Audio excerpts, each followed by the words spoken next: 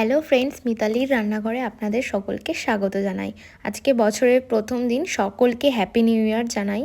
আর চলুন শুরু করা যাক ছোট্ট একটা রেসিপি, মাটন বিরিয়ানি। আলু, পেঁয়াজ, লঙ্কার, আদা সবই আমি মশলা কেটে রেখেছি। আর মশলায় মাংসে পরিমাণ মতো হলুদ আর লবণ দিয়ে নিয়েছি, আর একটু টক দই সামান্য মতো ফেটিয়ে রাখা, আর মশলাটা দিয়ে দিলাম মাংসের সাথে। আর কিছুটা পরিমাণ লঙ্কা গুঁড়ো আর গোলমরিচ গুঁড়ো দিয়ে রেখে দিলাম। আর কড়াইটা দেখুন তেতে গেছে, তেল দিয়ে দিয়েছি আর আস্তে আস্তে আলুগুলো ছেড়ে দিলাম।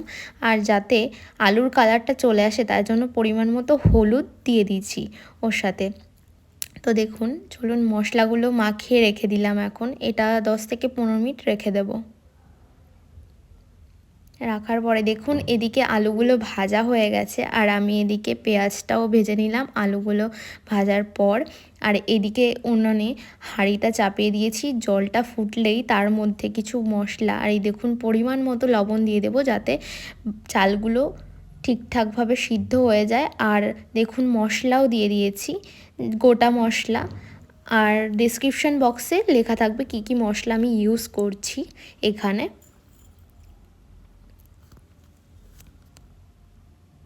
সামান্য পরিমাণ তেল দিয়ে দিলাম, কারণ ভাতগুলো যাতে ঝরঝরে হয়ে যায় তার জন্য। দেখুন জলটা ফুটে গেছে, এবার চালগুলো আস্তে আস্তে দিয়ে দেব। চালটা আগেই আমি ভিজিয়ে রেখেছিলাম, আপনারাও চাইলে 1 ঘন্টা আগে চালটা ভিজিয়ে রাখুন। আর এইদিকে দেখুন মাংসটাও কষে গেছে, আমি একটু সামান্য পরিমাণ জল দিচ্ছি। মশলাটা যেটুকু ছিল তার সাথে জল অ্যাড করে সেটা দিয়ে দিয়েছি মাংসের মধ্যে। আর এদিকে ভাতটা হয়ে গেছে, আমি ভাতটা নামিয়ে নিয়েছি দুটো জায়গায়। হাঁড়িতে হচ্ছিল না, গায়ে গায়ে লেগে যেত, ওই জন্য আলাদা করে নিয়েছি। আর এদিকে দেখুন মাংসটা প্রায় রেডি হয়ে এসেছে। ঝোলটা হালকা মুড়িয়ে আমি মাংসটা নামিয়ে দেব।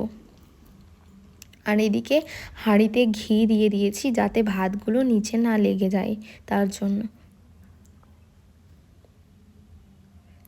আর এদিকে রেডি করে নিয়েছি সামান্য পরিমাণ দুধ, আপনারা চাইলে আমুল দুধও ইউজ করতে পারেন, তার সাথে কেশর, কেওড়া ওয়াটার আর রোজ ওয়াটার, এটুকুই। দেখুন আস্তে আস্তে ভাগ ভাগ করে আমি ভাত আর মাংসটা আর ওই মিক্সটার দিয়ে দিলাম। আর পেঁয়াজগুলো যেগুলো বেরাস্তা ছিল সেগুলো করে নিয়েছি। দেখুন বিরিয়ানি রেডি। তো ভালো লাগলে অবশ্যই লাইক সাবস্ক্রাইব করে দেবেন। Thank you for watching.